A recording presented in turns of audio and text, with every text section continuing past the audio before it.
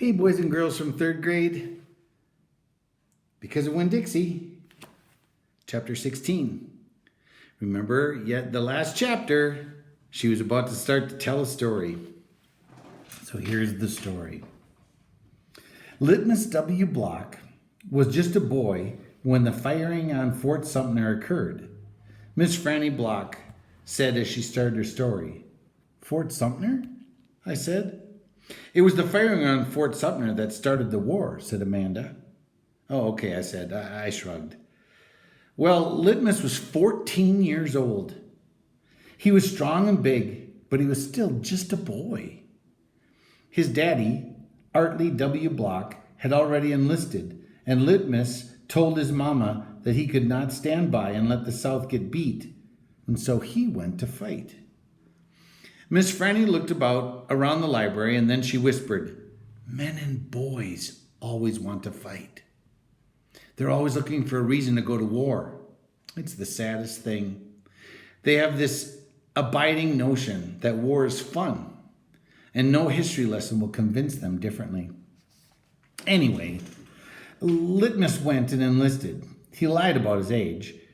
Yes, ma'am, like I said, he was a big boy, and the army took him. And Litmus went off to war, just like that. Left behind his mother and his 3 sisters. He went off to be a hero, but he soon found out the truth. Miss Franny closed her eyes, and she shook her head. "What truth?" I asked her.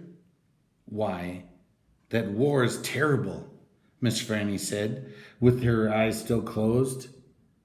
"Pure terrible."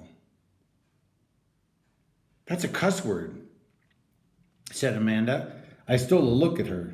Her face was pinched up even more than usual. "War," said Miss Franny, with her eyes still closed, "should be a cuss word too." She shook her head, and then she opened her eyes. She pointed at me, then she pointed at Amanda. Neither of you can imagine." "No, ma'am." Amanda and me said it exactly the same time. We looked real quick at each other and then back at Miss Franny. "You can't imagine." Litmus was hungry all the time, and he was covered with all manner of vermin, fleas and lice, and in the winter he was so cold he thought for sure that he would freeze to death. And in the summer, why, there's nothing worse than war in the summertime. It stinks so bad.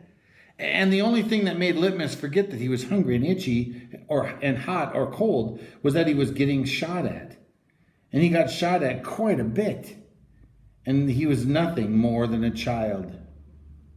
"Did he get killed?" I asked Miss Franny.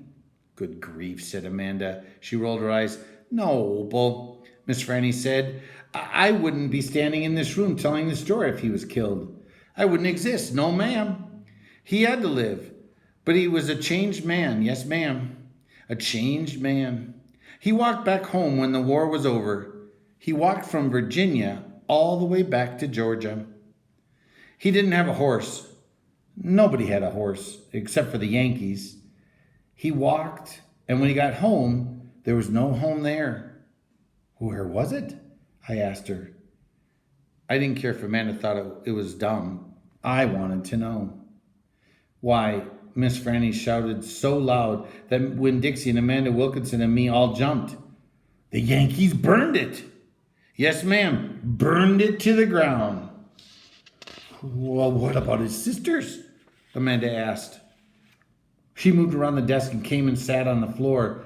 She looked up at Miss Franny. "What happened to them?" "Dead. Dead of typhoid fever." "Oh, no," Amanda said in a real soft voice. "And his mama?" I whispered. "Dead too." "And his father?" Amanda asked. "What happened to him?" "Well, he died on the battlefield." "Litmus was an orphan?" I asked. "Yes, ma'am," said Miss Franny Block. "Litmus was an orphan." "This is a sad story," I told Miss Franny. "It sure is," said Amanda. I was amazed that she was agreeing with me about something. "And I'm not done yet," Miss Franny said.